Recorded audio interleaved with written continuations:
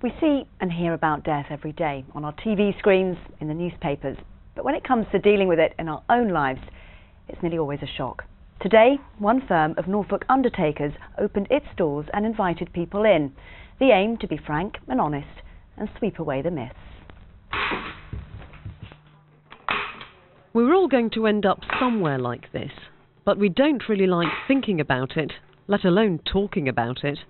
Attitudes began to change with the Princess of Wales' funeral. We now see public grief on our roadsides and hear pop songs played at ceremonies, but it's still a subject we don't really discuss. Maybe it's a bit like making a will. If you make a will, you think something will happen to you. So if you think about the funeral, maybe you think you'll die. It's sort of bad luck, isn't it, maybe? Have you thought about your funeral? No, I think it's my age. I haven't really given it a great deal of thought at all. It just seems too far away. Here we have a papier-mâché urn. These are biodegradable and they're quite popular with the woodland burials.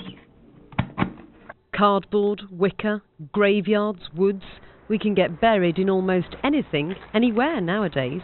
It needs to be more than a half-hour slot at the crematorium where the service is taken by a stranger. That isn't really enough time to remember somebody's life.